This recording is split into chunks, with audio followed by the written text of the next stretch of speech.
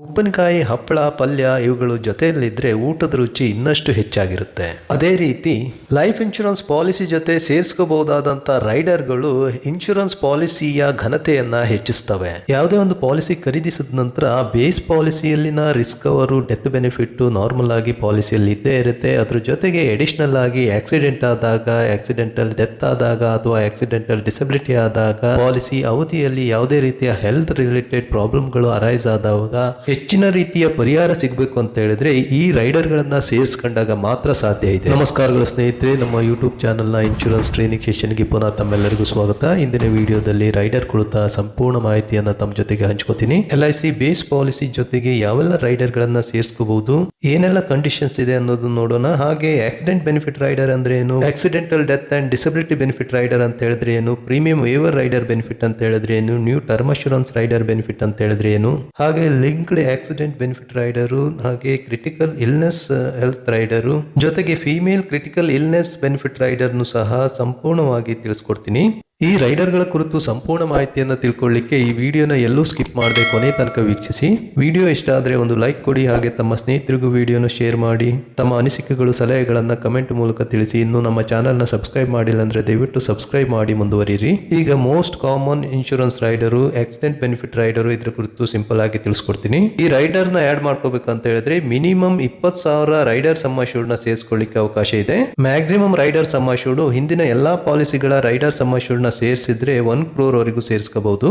ಈ 1 crore limit ಅಲ್ಲಿ ಜೀವನ್ ಚಿರೋಣಿ ಪಾಲಿಸಿಯನ್ನೇ ನನ್ನ ಖರೀದಿಸಿದ್ರೆ ಅದರ 1 crore ಲಿಮಿಟ್ ಅನ್ನ ಇದ್ರ ಜೊತೆಗೆ ಸೇರಿಸುವ ಅವಶ್ಯಕತೆ ಇಲ್ಲ. ಈ ರೈಡರ್ ನ ಸೇರಿಸಬೇಕಂತ ಹೇಳಿದ್ರೆ ಮಿನಿಮಮ್ 18 ಇಯರ್ಸ್ ಕಂಪ್ಲೀಟ್ ಆಗಿರಬೇಕು, ಮ್ಯಾಕ್ಸಿಮಮ್ 65 ಇಯರ್ಸ್ ನಿಯರ್ ಬರ್ತ್ಡೇ ಅಥವಾ ಅದರ ಒಳಗಡೆ ಇರಬೇಕು.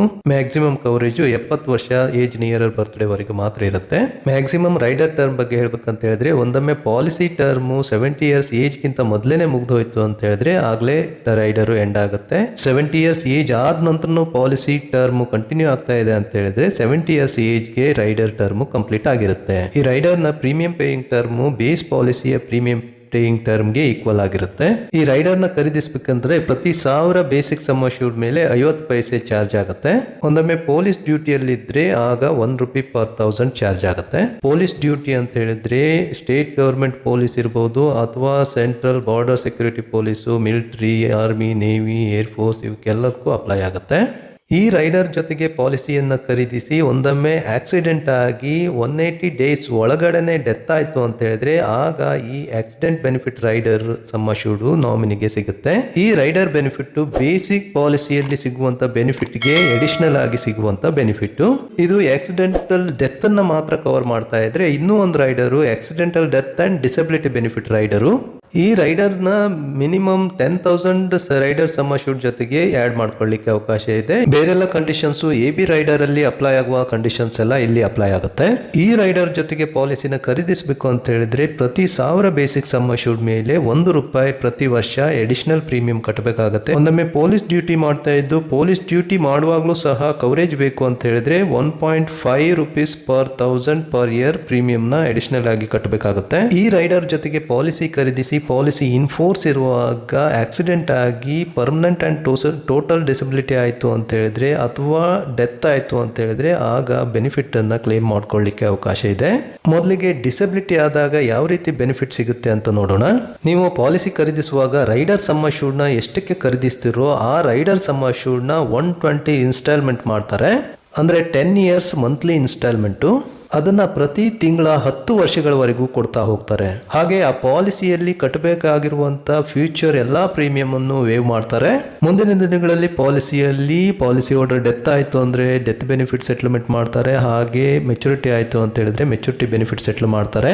ಒಂದೊಮ್ಮೆ ಈ ಡಿಸಬಿಲಿಟಿ ಬೆನಿಫಿಟ್ ಶುರುವಾಗಿ 10 ವರ್ಷಗಳು ಕಂಪ್ಲೀಟ್ ಆಗೋಕ್ಕಿಂತ ಮೊದಲೇನೆ ಡೆತ್ ಆಯ್ತು ಅಂತ ಹೇಳಿದ್ರೆ 10 ವರ್ಷಗಳವರೆಗೂ ಕೊಡಬೇಕಾಗಿರುವಂತ ಡಿಸಬಿಲಿಟಿ ಬೆನಿಫಿಟ್ ನ ಬ್ಯಾಲೆನ್ಸ್ ಅಮೌಂಟ್ ಅನ್ನು ಸಹ ಮೆಚುರಿಟಿ ಆದಾಗ ಮೆಚುರಿಟಿ ಬೆನಿಫಿಟ್ ಜೊತೆಗೆ ಅಥವಾ ಡೆತ್ ಆದಾಗ ಡೆತ್ ಬೆನಿಫಿಟ್ ಜೊತೆಗೆ ಸೆಟಲ್ಮೆಂಟ್ ಮಾಡ್ತಾರೆ. ಹಾಗಾದ್ರೆ ಆಕ್ಸಿಡೆಂಟಲ್ ಡಿಸಬಿಲಿಟಿ ಅನ್ನೋದನ್ನ ಯಾವ ರೀತಿ ಡಿಸೈಡ್ ಮಾಡ್ತಾರೆ ಅಂತ ನೋಡೋದಾದ್ರೆ ಕೆಲವೊಂದು ಡೇ ಟು ಡೇ ಆಕ್ಟಿವಿಟೀಸ್ ನ ಲಿಸ್ಟ್ ಮಾಡಿದ್ದಾರೆ. ಅದರಲ್ಲಿ 4 ಆಕ್ಟಿವಿಟೀಸ್ ನ ಮಾಡಕ್ಕೆ ಸಾಧ್ಯ ಇಲ್ಲ ಅಂತ ಮಾತ್ರಕ್ಕೆ ಮಾತ್ರ ಅವರು ಡಿಸೇಬಲ್ಡ್ ಪರ್ಸನ್ ಅಂತ ಡಿಸೈಡ್ ಮಾಡ್ತಾರೆ.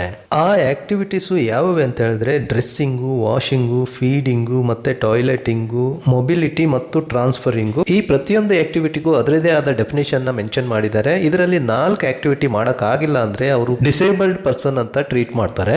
ಇವಿಷ್ಟು ಮಾತ್ರ ಅಲ್ಲದೆ ಇನ್ನು ಕೆಲವೊಂದು ಸ್ಥಿತಿಗತಿಗಳನ್ನ ನೋಡಿ ಡಿಸೈಡ್ ಮಾಡ್ತಾರೆ. ಅವು ಯಾವುವು ಅಂತ ಹೇಳಿದ್ರೆ, ದೇಹದ 2 ಪ್ರಮುಖ ಭಾಗಗಳು, 2 ಕಣ್ಣು, 2 ಕೈ, 2 ಕಾಲು, ಆ ತರ ಪರ್ಮನೆಂಟ್ ಆಗಿ ಆಕ್ಸಿಡೆಂಟ್ ಇಲ್ದ ಡಿಸೇಬಲ್ ಆದ್ವು ಅಂತ ಹೇಳಿದ್ರೆ ಅವನ್ನು ಸಹ ಡಿಸೇಬಲ್ಡ್ ಪರ್ಸನ್ ಅಂತ ಟ್ರೀಟ್ ಮಾಡ್ತಾರೆ. ಈಗ ಮುಂದಿನ ರೈಡರ್ ಬಂದ್ಬಿಟ್ಟು ಪ್ರೀಮಿಯಂ ವೇವರ್ ಬೆನಿಫಿಟ್ ರೈಡರು. ಇದು ಚೈಲ್ಡ್ ಪಾಲಿಸಿ ಜೊತೆಗೆ ತಗೊಳ್ಬಹುದಾದಂತ ಇಂಪಾರ್ಟೆಂಟ್ ರೈಡರು. ಎಷ್ಟೋ ಎಕ್ಸಾಂಪಲ್ ನೋಡಿರ್ತೀವಿ ನಾವು. ತಾಯಿ ಆಗಿರೋರು ಮಗುವಿನ ಪಾಲಿಸಿ ಬಾಂಡ್ ಅನ್ನ ಎತ್ಕೊಂಡು ಆಫೀಸ್ಗೆ ಬರ್ತಾರೆ. ನಮ್ಮ ಯಜಮಾನ್ರ ಡೆತ್ ಆಗಿದೆ, ಪಾಲಿಸಿಯಲ್ಲಿ ಕ್ಲೇಮ್ ಸಿಗುತ್ತಾ ಅಂತ ಕೇಳ್ಕೊಂಡು, ಇಲ್ಲಮ್ಮ ಇದು ನಿಮ್ಮ ಮಗುವಿನ ಮೇಲೆ ಮಾಡಿರುವಂತ ಪಾಲಿಸಿ, ಬಟ್ ನಿಮ್ಮ ಯಜಮಾನರಿಗೆ ಯಾವುದೇ ಪ್ರೀಮಿಯಂ ವೇವರ್ ರೈಡರ್ ನ ಸೇರಿಸಿಲ್ಲದೆ ಇರೋದ್ರಿಂದ ಈ ಪಾಲಿಸಿಯಲ್ಲಿ ಯಾವುದೇ ರೀತಿಯ ಕ್ಲೇಮ್ ಸಿಗಲ್ಲ ಅಂತ ಹೇಳಿದಾಗ ಮೊದಲನೇ ಆಘಾತ ಆಗುತ್ತೆ. ಜೊತೆಗೆ ಪಾಲಿಸಿಯ ಪ್ರೀಮಿಯಂನು ಸಹ ಕಟ್ಕೊಂಡು ಹೋಗ್ಬೇಕಾಗತ್ತೆ ಅಂತ ಹೇಳಿದ್ರೆ ಅವರಿಗೆ ಇನ್ನೂ ಫೈನಾನ್ಷಿಯಲ್ ಟ್ರಬಲ್ ಇಲ್ಲಿ ತಡೆದ ಹಾಗೆ ಆಗುತ್ತೆ.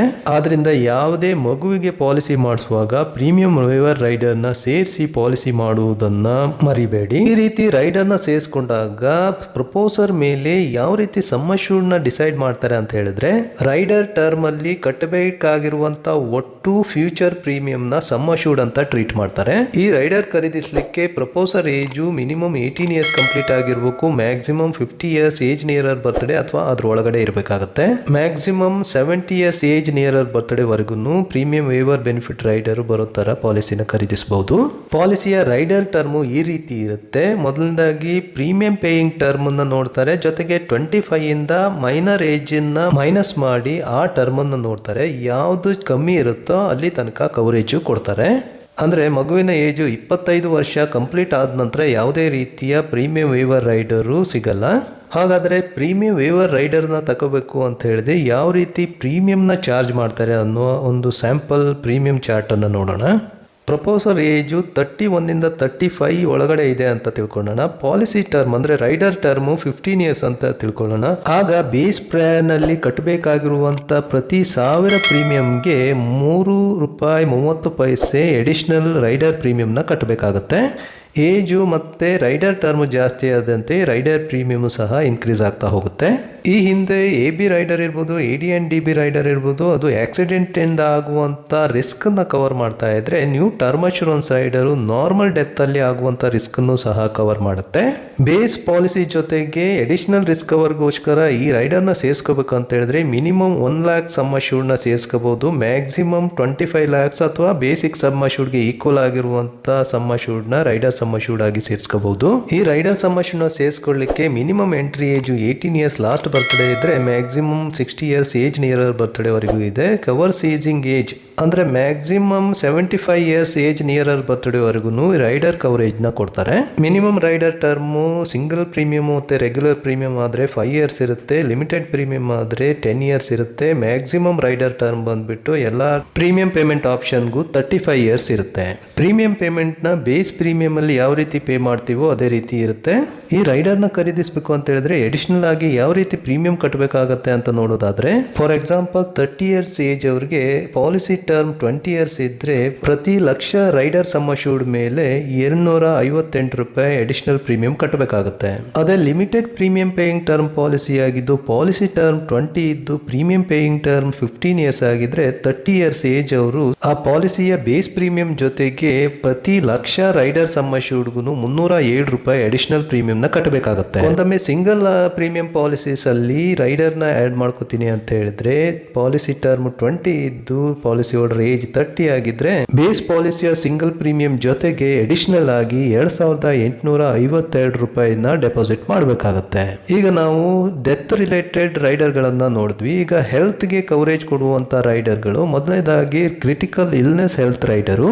ಇದನ್ನ ಮೇಲು ಫಿಮೇಲು 18 ಇಂದ 65 ಇಯರ್ಸ್ ಏಜ್ ಗ್ರೂಪ್ ಅವರು ಖರೀದಿಸಬಹುದು. ಮ್ಯಾಕ್ಸಿಮಮ್ 75 ಏಜ್ ವರೆಗೂ ಕವರೇಜ್ ಕೊಡ್ತಾರೆ. ಮಿನಿಮಮ್ ಬೇಸಿಕ್ ಸಮ್ ಅಶ್ಯೂರ್ಡ್ 1 ಲಕ್ಷದಿಂದ ಮ್ಯಾಕ್ಸಿಮಮ್ 1 crore ವರೆಗೂ ಖರೀದಿಸಲಿಕ್ಕೆ ಅವಕಾಶ ಇದೆ. ರೈಡರ್ ಟರ್ಮ್ ಬಂದ್ಬಿಟ್ಟು ಒಂದೊಮ್ಮೆ ರೆಗ್ಯುಲರ್ ಆಗಿ ಕಟ್ಟುವಂಥ ಪಾಲಿಸೀಸ್ ಆಗಿದ್ರೆ ಮಿನಿಮಮ್ 5 ಇಯರ್ಸ್ ವರೆಗೂ ರೈಡರ್ನ ಸೇರಿಸ್ಕೋಬಹುದು. ಲಿಮಿಟೆಡ್ ಪ್ರೀಮಿಯಂ ಪೇಯಿಂಗ್ ಟರ್ಮ್ ಆಗಿದ್ರೆ ಮಿನಿಮಮ್ 10 ಇಯರ್ಸ್ ವರೆಗೂ ಖರೀದಿಸಲೇಬೇಕಾಗುತ್ತೆ.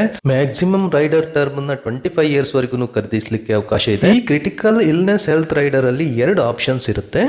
ಈ 2 ಆಪ್ಷನ್ಗಳಲ್ಲಿ ಯಾವುದನ್ನ ಒಂದನ್ನು ಸೆಲೆಕ್ಟ್ ಮಾಡಿಕೊಂಡು ಪಾಲಿಸಿಯಲ್ಲಿ ರೈಡರ್ನ ಸೇರಿಸ್ಕೋಬೇಕಾಗುತ್ತೆ. ಆಪ್ಷನ್ 1 ಸೆಲೆಕ್ಟ್ ಮಾಡಿಕೊಂಡು ರೈಡರ್ನ ಆ್ಯಡ್ ಮಾಡಿಕೊಂಡ್ರೆ ಮುಂದಿನ ರೈಡರ್ ಅವಧಿಯಲ್ಲಿ ಒಟ್ಟು 15 ಮೇಜರ್ ಕ್ರಿಟಿಕಲ್ ಇಲ್ನೆಸ್ಗಳಿಗೆ ಅದು ಕವರೇಜನ್ನು ಕೊಡುತ್ತೆ. 15 ಇಲ್ನೆಸ್ಗಳಲ್ಲಿ ಯಾವುದೇ ಒಂದು ಡಯಾಗ್ನೋಸ್ ಆಯಿತು ಅಂತ ಹೇಳಿದ್ರು ಕ್ರಿಟಿಕಲ್ ಇಲ್ನೆಸ್ ಸಮ್ ಅಶ್ಯೂರ್ಡ್ ಏನಿರುತ್ತೋ ಅದು ಪೂರ್ತಿಯಾಗಿ ಸಿಗುತ್ತೆ. ಈ 15 ಕ್ರಿಟಿಕಲ್ ಇಲ್ನೆಸ್ಗಳು ಯಾವುವು ಅಂತ ಹೇಳಿದ್ರೆ ಈ ಚಾರ್ಟ್ ಪ್ರಕಾರ ಇದೆ. ಅದರಲ್ಲಿ ಕ್ಯಾನ್ಸರು ಮತ್ತು ಬ್ಲೈಂಡ್ನೆಸ್ಸು, 3rd ಡಿಗ್ರಿ ಬರ್ನ್ಸು ಮತ್ತು ಬ್ರೈನ್ ಟ್ಯೂಮರು ಮತ್ತು primary pulmonary hypertension, Alzheimer's disease ಇವುಗಳನ್ನೆಲ್ಲ ಕವರ್ ಮಾಡುತ್ತೆ. ಈ ಕಾಯಿಲೆಗಳು ಒಮ್ಮೆ ಡಯಾಗ್ನೋಸ್ ಆಯಿತು ಅಂತ ಹೇಳಿದ್ರೆ ಕ್ರಿಟಿಕಲ್ ಇಲ್ನೆಸ್ ರೈಡರ್ ಸಮ್ ಅಶ್ಯೂರ್ಡ್ನ ಕ್ಲೇಮ್ ಮಾಡ್ಕೋಬಹುದು. ಇದ್ರ ಜೊತೆಗೆ ಬ್ರೈನು, ಹಾರ್ಟು, ಕಿಡ್ನಿ ಮುಂತಾದ ಮೇಜರ್ ಆರ್ಗನ್ಗಳಿಗೆ ಸಂಬಂಧಿಸಿದ ಸರ್ಜರಿಗಳಿಗೂ ಸಹ ಈ ಕ್ರಿಟಿಕಲ್ ಇಲ್ನೆಸ್ ರೈಡರ್ ಸಮ್ ಅಶ್ಯೂರ್ಡ್ನ ಕ್ಲೇಮ್ ಮಾಡ್ಕೊಳ್ಳಿಕ್ಕೆ ಅವಕಾಶ ಇದೆ. ಆಪ್ಷನ್ 1 ಪ್ರಕಾರ ಬರೀ 15 ಡಿಸೀಸ್ಗಳಿಗೆ ಮಾತ್ರ ಕ್ಲೇಮನ್ನು ಪಡ್ಕೊಳ್ಳಿಕ್ಕೆ ಅವಕಾಶ ಇದ್ದರೆ ಆಪ್ಷನ್ 2 ತಗೊಂಡ್ರೆ ಆಗ ಒಟ್ಟು 40 ಮೇಜರ್ ಇಲ್ನೆಸ್ಗಳನ್ನು ಕವರ್ ಮಾಡುತ್ತೆ. ಆ ಇಲ್ನೆಸ್ಗಳು ಯಾವುವು ಅನ್ನೋದನ್ನ ಚಾರ್ಟ್ 1 by 1 ಇಲ್ಲಿ ಹಾಕ್ತಾ ಇದ್ದೀನಿ, ಅದನ್ನ ನೋಡ್ಕೊಳ್ಳಿ ನೀವು. ಇಲ್ಲೂ ಸಹ ಆ ಕಾಯಿಲೆ ಡಯಾಗ್ನೋಸ್ ಆದ ನಂತರ ಅಥವಾ ಆ ಸ್ಟೇಜ್ಗೆ ತಲುಪಿದ ನಂತರ ಕ್ಲೇಮನ್ನು ಪಡ್ಕೊಳ್ಳಿಕ್ಕೆ ಅವಕಾಶ ಇದ್ದರೆ, ಕೆಲವೊಂದು ಮೇಜರ್ ಸರ್ಜರಿಗಳಾದರೆ ಆ ಸರ್ಜರಿ ಆದ ನಂತರ ಕ್ಲೇಮ್ ಮಾಡ್ಕೊಳ್ಳಿಕ್ಕೆ ಅವಕಾಶ ಇದೆ. ಈ 40 ಇಲ್ನೆಸ್ಗಳಲ್ಲಿ ಯಾವುದೇ ಒಂದು ಸಂಭವಿಸಿದ್ರು ಪೂರ್ತಿ ಕ್ರಿಟಿಕಲ್ ಇಲ್ನೆಸ್ ರೈಡರ್ ಸಮ್ ಅಶ್ಯೂರ್ಡ್ನ ಕ್ಲೇಮ್ ಮಾಡ್ಕೊಳ್ಳಿಕ್ಕೆ ಅವಕಾಶ ಇದೆ. ಇದು ಪೂರ್ತಿಯಾಗಿ ಲಂಸಮ್ ಆಗಿ ಒಂದೇ ಕಂತಲ್ಲಿ ಸೆಟಲ್ಮೆಂಟ್ ಆಗುತ್ತೆ. ಈ ಲಂಸಮ್ ಬೆನಿಫಿಟ್ ಸೆಟಲ್ಮೆಂಟ್ ಜೊತೆಗೆ ಇನ್ನೂ ಒಂದು ಅಸಿಸ್ಟೆಂಟ್ ಲಿವಿಂಗ್ ಬೆನಿಫಿಟ್ ಅಂತ ಹೇಳ್ಬಿಟ್ಟು ಅಡಿಷನಲ್ ಬೆನಿಫಿಟ್ ಸಿಗುತ್ತೆ. ಅದು ಕೆಲವೊಂದು ಕಾಯಿಲೆಗಳಿಗೆ ಮಾತ್ರ ಸಿಗುತ್ತೆ. ಆ 7 ಕಾಯಿಲೆಗಳಲ್ಲಿ ಮೊದಲನೇದಾಗಿ Alzheimer's disease, loss of independent existence, permanent paralysis of limbs, loss of limbs, coma of specified severity, Parkinson's disease ಮತ್ತು ಬ್ಲೈಂಡ್ನೆಸ್ಸು.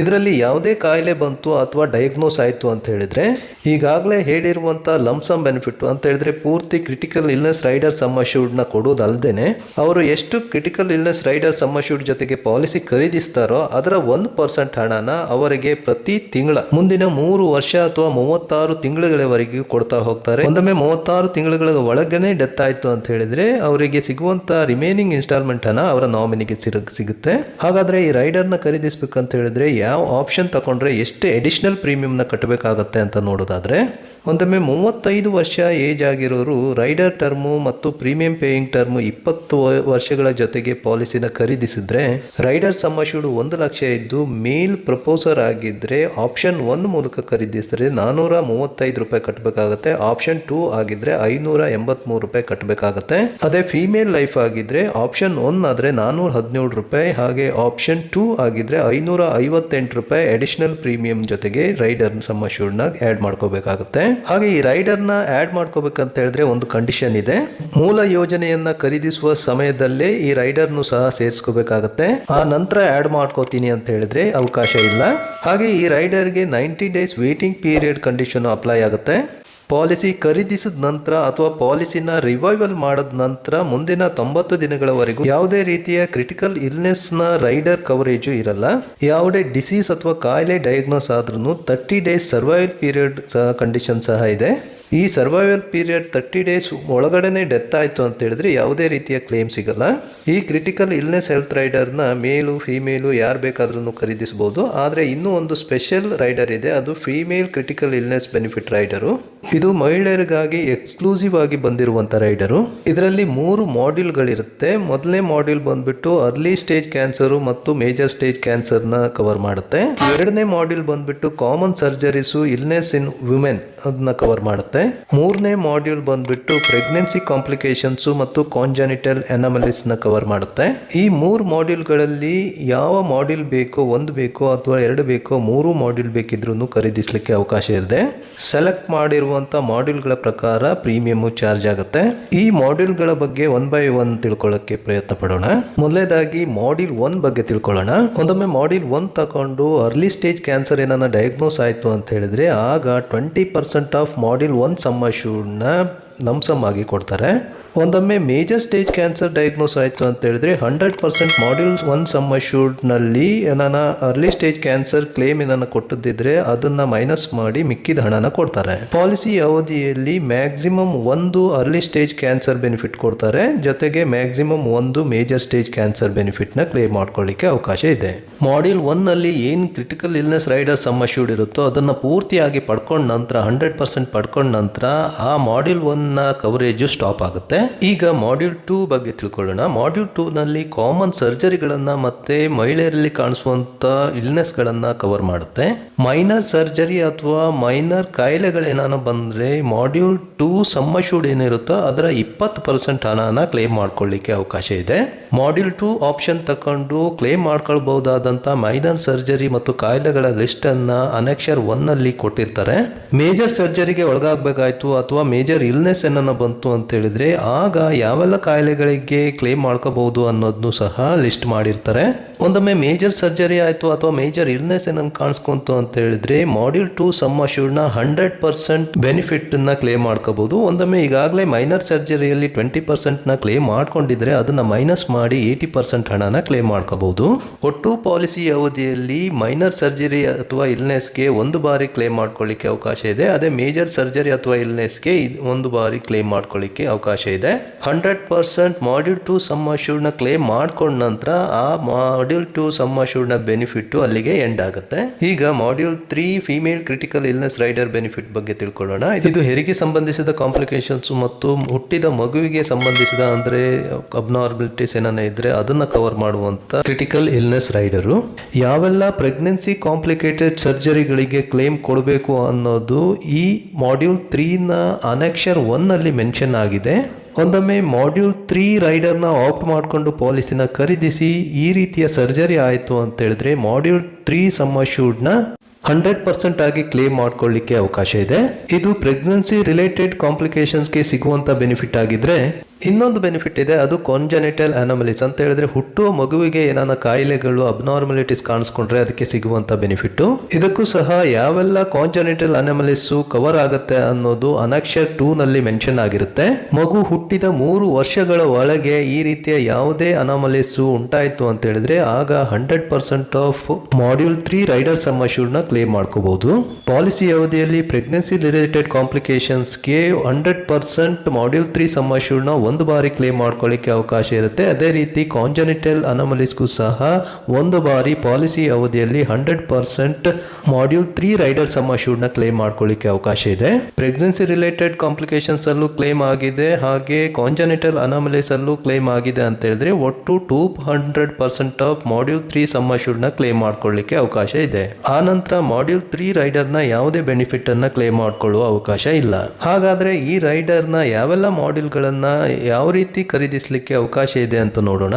ಮಾಡ್ಯೂಲ್ 1 ಮತ್ತೆ ಮಾಡ್ಯೂಲ್ 2 ನ ಖರೀದಿಸಲಿಕ್ಕೆ ಎಂಟ್ರಿ ಏಜ್ 18 ಇಂದ 65 ಏಜ್ ಅಥವಾ ಅದ್ರ ಒಳಗಡೆ ಇರೋರು ಖರೀದಿಸಬಹುದು. ಮಾಡ್ಯೂಲ್ 3 ಆದ್ರೆ 18 ಇಂದ 40 ಇಯರ್ಸ್ ಏಜ್ ನಿಯರ್ ಬರ್ತ್ಡೇ ಅವರು ಮಾತ್ರ ಖರೀದಿಸಲಿಕ್ಕೆ ಅವಕಾಶ ಇದೆ.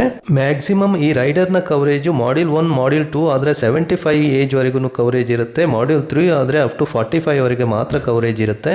ಎಲ್ಲಾ ಮಾಡ್ಯೂಲ್ ಅಲ್ಲೂ minimum rider sum assured 1 lakh ಇಂದ ಶುರುವಾಗುತ್ತೆ. Maximum rider sum assured module 1 and module 2 ಆದ್ರೆ 4 lakhs ವರೆಗೆ ಇರುತ್ತೆ. ಮಾಡ್ಯೂಲ್ 3 ಆದ್ರೆ ಮ್ಯಾಕ್ಸಿಮಮ್ 2 lakhs ವರೆಗೆ ಮಾತ್ರ ಕೊಡ್ತಾರೆ.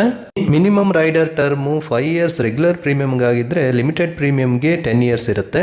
ಹಾಗೆ ಮ್ಯಾಕ್ಸಿಮಮ್ ರೈಡರ್ ಟರ್ಮ್ ಬಂದ್ಬಿಟ್ಟು 75 ಇಂದ ಏಜ್ ಅನ್ನ ಮೈನಸ್ ಮಾಡಿದಾಗ ಏನ್ ಟರ್ಮ್ ಬರುತ್ತೋ ಅದಿರುತ್ತೆ. ಬಟ್ ಯಾವುದೇ ಕಾರಣಕ್ಕೂ ಈ ರೈಡರ್ ಟರ್ಮ್ 35 ಇಯರ್ಸ್ ಅನ್ನ ಮೀರಂಗಿಲ್ಲ, ಹಾಗೆ ಪಾಲಿಸಿ ಟರ್ಮ್ ಗಿಂತಲೂ ಜಾಸ್ತಿ ಇರಂಗಿಲ್ಲ.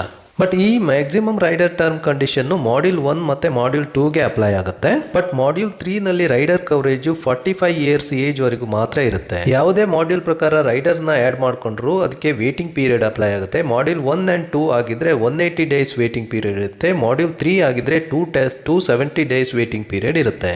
ವೇಟಿಂಗ್ ಪೀರಿಯಡ್ ಕಂಡೀಷನ್ ಮಾತ್ರ ಅಲ್ಲದೆ ಸರ್ವೈವಲ್ ಪೀರಿಯಡ್ ಕಂಡೀಷನ್ ಸಹ ಇರುತ್ತೆ. ಮಾಡ್ಯೂಲ್ 1 ಗೆ ಅದು 7 ಡೇಸ್ ಇರುತ್ತೆ. ಅದೇ ಮಾಡ್ಯೂಲ್ 2 ಮತ್ತೆ 3 ಗೆ 30 ಡೇಸ್ ಸರ್ವೈವಲ್ ಪೀರಿಯಡ್ ಇರುತ್ತೆ. ಅಂದ್ರೆ ಸರ್ಜರಿ ಅಥವಾ ಕಾಯಿಲೆ ಡಯಾಗ್ನೋಸ್ ಆದ ನಂತರ 7 ಡೇಸ್ ಅಥವಾ 30 ಡೇಸ್ ಆದ ನಂತರ ಕ್ಲೇಮ್ ಮಾಡ್ಕೊಳ್ಳಿಕ್ಕೆ ಅವಕಾಶ ಇರುತ್ತೆ. ಈ ಮಾಹಿತಿ ತಮಗೆಲ್ಲರಿಗೂ ಇಷ್ಟ ಆಯ್ತು ಅಂತ ಅನ್ಸ್ಕೊಂಡಿದ್ದೀನಿ. ಒಂದೊಮ್ಮೆ ಇಷ್ಟ ಆದ್ರೆ ಒಂದು ಲೈಕ್ ಕೊಡೋದನ್ನ ಮರಿಬೇಡಿ. ಹಾಗೆ ತಮ್ಮ ಸ್ನೇಹಿತರಿಗೂ ವಿಡಿಯೋನ ಶೇರ್ ಮಾಡಿ. ತಮ್ಮ ಅನಿಸಿಕೆಗಳು ಸಜೆಷನ್ಸ್ ಏನಾನ ಇದ್ರೆ ಕಮೆಂಟ್ ಮೂಲಕ ತಿಳಿಸಿ. ಇನ್ನೂ ನಮ್ಮ ಚಾನಲ್ನ ಸಬ್ಸ್ಕ್ರೈಬ್ ಮಾಡಿಲ್ಲ ಅಂತ ಹೇಳಿದ್ರೆ ದಯವಿಟ್ಟು ಸಬ್ಸ್ಕ್ರೈಬ್ ಮಾಡಿ. ಪಕ್ಕದಲ್ಲಿರುವ ಬೆಲ್ ಐಕನ್ನ ಕ್ಲಿಕ್ ಮಾಡಿದ್ರೆ ಮುಂಬರುವ ಎಲ್ಲ ವಿಡಿಯೋಗಳ ನೋಟಿಫಿಕೇಶನ್ ಎಲ್ಲರಿಗಿಂತ ಮೊದಲು ತಮ್ಮನ್ನು ತಲುಪುತ್ತೆ ಅಂತ ಹೇಳ್ತಾ ವಿಡಿಯೋನ ಮುಗಿಸ್ತಾ ಇದ್ದೀನಿ. ಧನ್ಯವಾದಗಳು ಸ್ನೇಹಿತರೆ.